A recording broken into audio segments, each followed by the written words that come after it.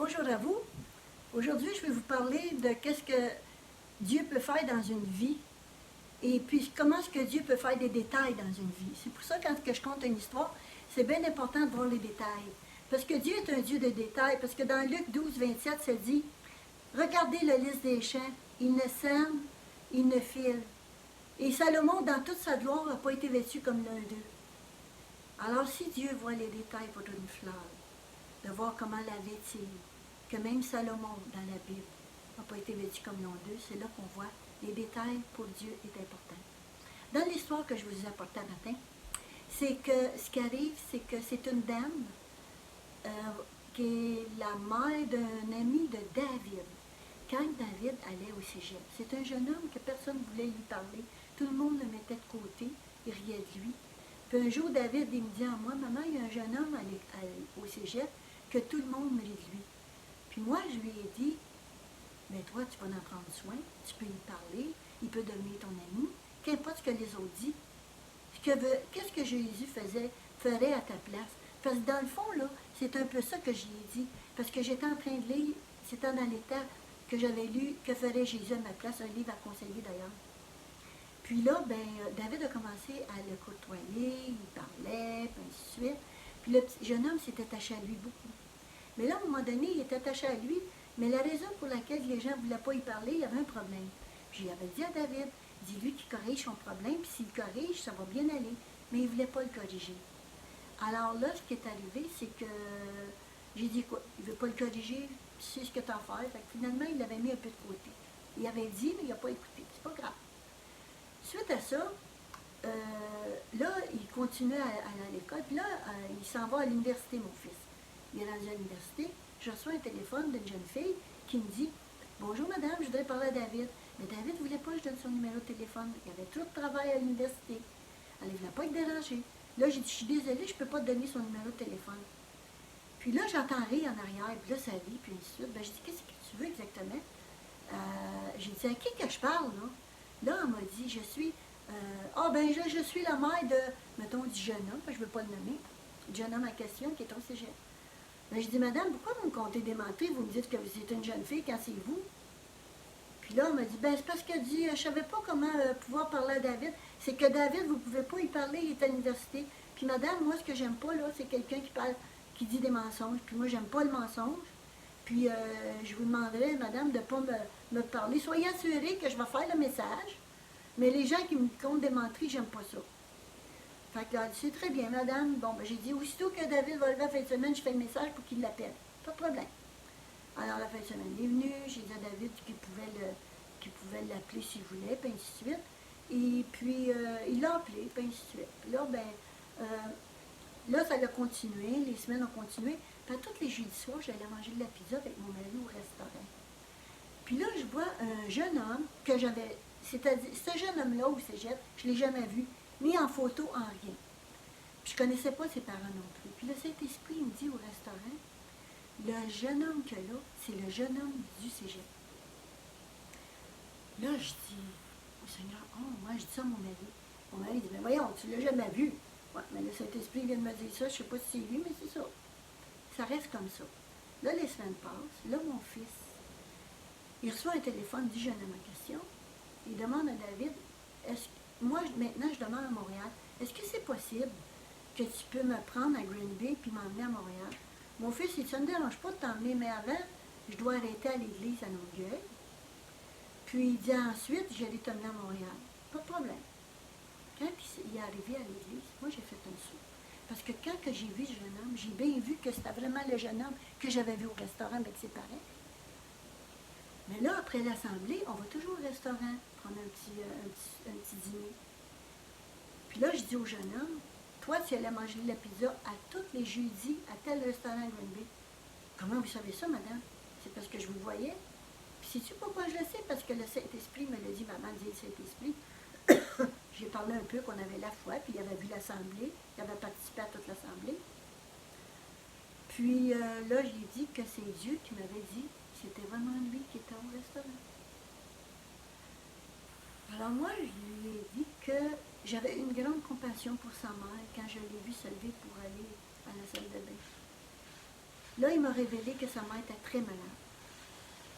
Là, j'ai demandé si elle aimerait avoir un ami, elle pourrait m'appeler. Je savais qu'elle avait mon numéro par rapport à l'autre fois. Il dit, je fais le message.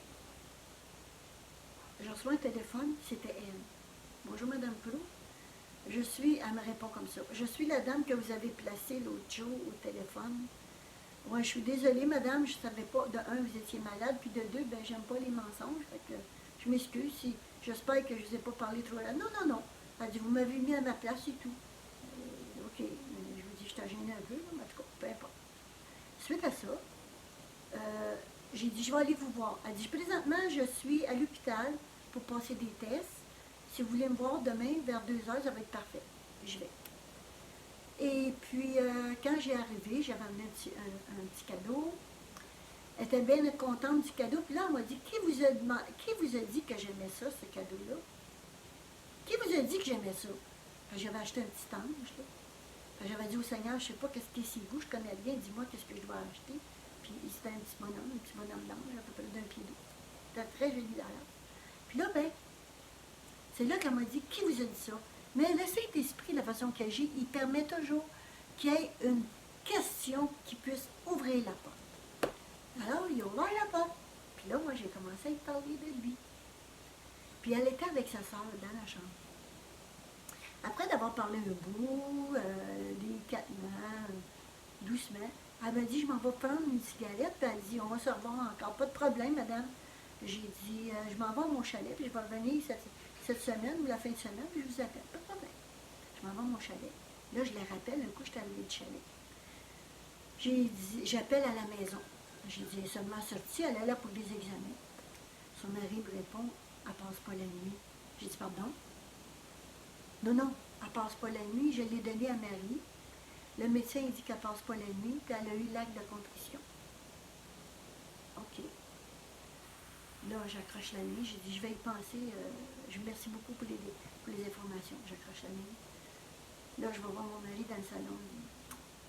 Non, j'ai dit, elle passe pas la nuit, elle va mourir. Je ne m'attendais jamais à ça. Mon mari dit, wow, elle va mourir. Ben, il dit, ça ne donne rien d'y aller, elle va mourir. Ben, je dis, regarde, je m'en vais prier, puis je vais voir ce que le Seigneur dit. Je pars, je m'en vais dans la chambre, puis je prie avec le Seigneur, puis je dis, Seigneur, qu'est-ce que tu veux que je fasse? Le Seigneur me dit, va. Là, je vais voir mon mari. Là, je m'en vais à l'hôpital.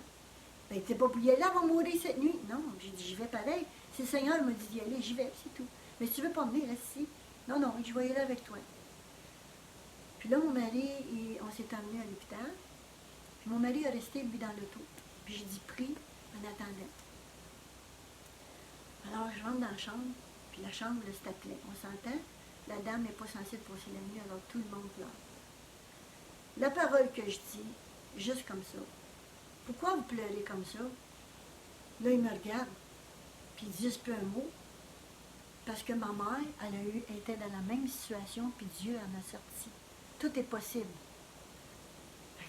Là, qui t'es, toi? Ben moi, je suis la mère à David Prou, que votre mère connaît, puis qu'il y en a ici qui connaissent. Et puis, moi, votre père, je l'ai appelé tantôt à la maison, puis il m'a dit qu'elle ne passait pas la nuit, qu'elle était pour venir vous rejoindre. Et là, c'est pour ça que je suis ici. Mais comme que j'ai la foi, qu'il a sorti maman de tout ça, bien, si vous permettez, on va prier au lieu de pleurer puis dire qu'elle va mourir. On va faire l'inverse. On va prier. On va dire, Seigneur, guéris-la. Puis là, j'ai commencé à prier dans son oreille. Puis quand j'ai prié pour elle, j'ai dit, Seigneur, je te demande pardon pour tous ses péchés. Puis personne ne m'entend, là, volontaire ou involontaire. Je te demande, oh Dieu, de poser ta main sur elle. Et je vais vous donner les détails de la prière que j'ai faite. J'ai dit au nom de Jésus, toi qui es la vie, personne ne m'entend encore, là, je dis tout ça dedans. Je ordonne à l'esprit de mort de sortir de cette chambre. Tu n'as aucun droit sur elle. Et Seigneur, je demande que chaque cellule de son corps puisse revenir à la vie et qu'elle puisse sortir de cette situation, Seigneur. Parce que c'est toi qui donnes la vie. C'est toi qui la donnes, c'est toi qui la reprends. Mais Seigneur, je te demande un miracle, si c'est possible. Non pas ma volonté, mais ta volonté. Je dis tout ça, là, personne ne m'entend. Puis là, je me retire un peu, puis je commence à chanter un chant. Dieu, nous voulons voir ta gloire en ce lieu parmi nous. Dieu, nous voulons voir ta gloire en ce lieu parmi nous. Puis sa mère, j'avais demandé de mettre la main sur son cœur, sa petite fille, avant de commencer à prier. Là, ensuite, je me suis retirée, puis là, j'ai dit, il y en a d'autres peut-être qui vont se rejoindre à vous, je vais m'en aller, et puis on va continuer à prier. Et je vous le dis, là, on va être positif, on a un Dieu positif, puis on va continuer. Ça ne veut pas dire qu'elle va sortir de ça, mais on demande à Dieu de la sortir de ça. Parce que le dessein de Dieu n'est pas nos desseins des fois, mais on lui demande. 2 ou 3 réunis en mon nom, je suis parmi vous. Puis là, je suis partie, je m'étais en allée. Mais je me souviens de ces détails-là. Là, je m'en vais. Je rencontre sa sœur qui était dans la chambre avec elle la première fois que je l'ai vue. Puis là, elle me dit, enfin, elle va mourir. J'ai dit, pourquoi tu dis ça? Là, elle me répond, elle est malheureuse, ma sœur, mais j'ai dit, c'est rien impossible. Dieu, il peut changer sa vie totalement. Puis j'ai dit, elle peut venir heureuse, puis heureuse comme avant, avec un sourire comme tu l'as connu dans le passé. Parce que Dieu change les vies. Puis là, je l'ai pris dans mes bras, j'ai parlé un petit peu avec elle avant de m'en aller, puis ainsi de suite. Puis là, ils ont allé te rejoindre les autres dans la chambre.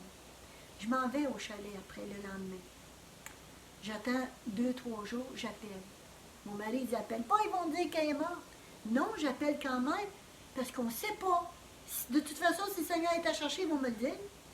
Là, moi, je prends la ligne. Puis là, on me dit, un instant, je vous la passe. Quand ils m'ont dit ça, wow, gloire à Dieu. Là, il me l'a passé au téléphone. Là, tout ce que j'entends de sa voix, c'est « Oui, bon, je vois que le Dieu t'a sorti d'une mauvaise passe. On va continuer à prier. » Là, je dis son nom. On va continuer à prier, puis on va demander au Seigneur de te donner des forces. Est-ce que tu me reconnais, c'est moi, Cosette? Oui, c'est tout ce qu'elle était capable de dire.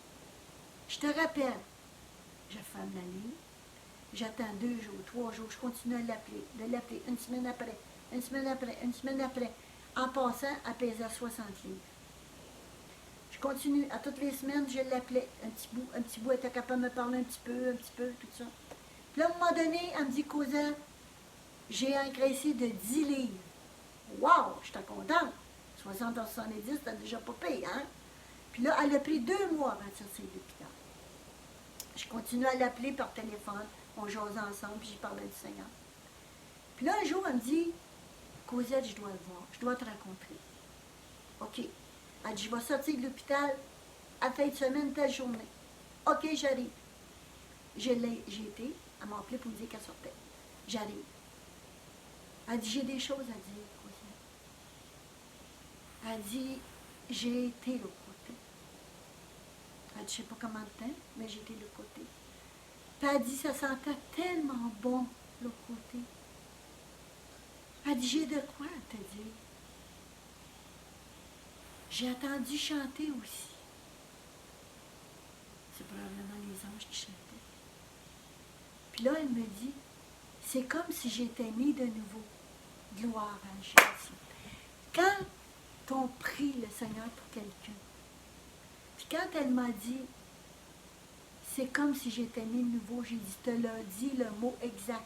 Elle ne pouvait pas connaître ça, ce mot-là.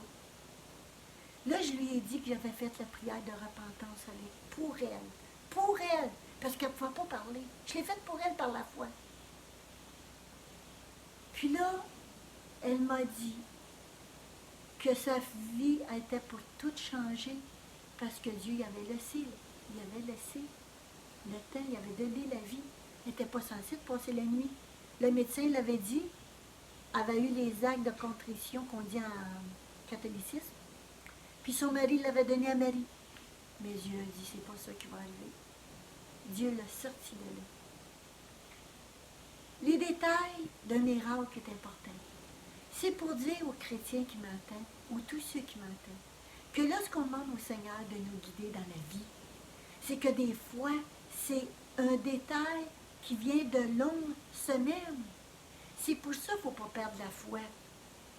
Des fois, il y a des gens qui pensent qu'ils vont mourir en disant « Je veux mourir, je souffre trop ». Je ne peux pas juger ça. Mais c'est à Dieu à décider. Laissons Dieu décider comme lui il veut. Parce que l'avenir, personne ne le connaît. Elle a sorti du coma. Dieu lui a redonné la vie à cette dame. Personne ne pensait qu'elle était pour continuer. Personne ne pensait qu'elle vivait le lendemain. Elle était censée mourir. Puis en pensant, il a appelé la petite miraculée de l'hôpital, cette dame-là, parce qu'elle était délicate et elle n'était pas grande. Mais Dieu lui a redonné la vie. Lorsqu'on dit que tout est possible à celui qui croit, c'est un don de la foi. C'est pas beaucoup, c'est petit, je me répète souvent, mais je veux parler à celui qui n'ont jamais entendu parler du Seigneur. Quelque chose que tu vis, que tu dis, personne ne peut venir à mon secours, je suis prise par ces personnes, mettons, ou je suis prise par la drogue, je suis prise par la boisson, je suis prise par quelque chose que tu peux me regarder et dire, tu ne sais pas ce que je vis, tu ne sais pas comment que je souffre. Moi, c'est vrai que je ne sais pas, mais Dieu, lui, le sait. Dieu sait ce que tu vis. Si tu cries de tout ton cœur à Dieu, c'est sûr qu'il va te répondre. S'il veut t'emmener, c'est à lui à décider. Parce que tu ne sais pas ce qui va arriver de ta vie après. Parce que par la suite, j'ai eu d'autres nouvelles de cette dame. Elle m'a dit pourquoi elle était si malheureuse. J'ai compris quel était le problème du petit garçon à l'école. J'ai tout compris. Je le savais, mais je ne voulais pas parler. Dieu est tout-puissant. C'est que des fois, dans une vie, il faut que tu fasses des choix. Puis ces choix-là, tu dois les faire. Mais c'est avec la grâce de Dieu qu'on les fait. Personne d'autre. Les gens sont là pour nous donner des fois des conseils, des fois c'est des bons conseils. C'est Dieu seul qui sait la réponse. J'ai d'autres histoires à vous conter là-dessus. J'en ai tellement à vous dire que je demande au Seigneur de me guider. Priez pour moi, s'il vous plaît. Que Dieu puisse m'aider parce que je suis seule. Je me débrouille comme je peux. Je demande aux chrétiens de prier pour moi. Parce que les histoires que je vous conte, c'est pour la gloire de Dieu seulement. Moi, je suis juste un humain bien ordinaire, que des journées, que j'ai des hauts et des bas, puis je demande au Seigneur de m'aider. On a tout un caractère, on a toute une vie. On vit des choses des fois qu'on ne voudrait pas vivre, mais gloire à Dieu, il nous aide à les vivre. Et je demande à Dieu de me donner de sa sagesse, afin de pouvoir répondre aux gens. Que ceux qui m'écrivent, ceux qui m'appellent. Je l'ai fait pendant 40 ans, mon travail. Sur ce, je vais vous dire merci. Que Dieu vous bénisse abondamment. Et à la prochaine histoire que je vais vous conter, qui est réelle, parce que c'est des histoires vécues. Amen.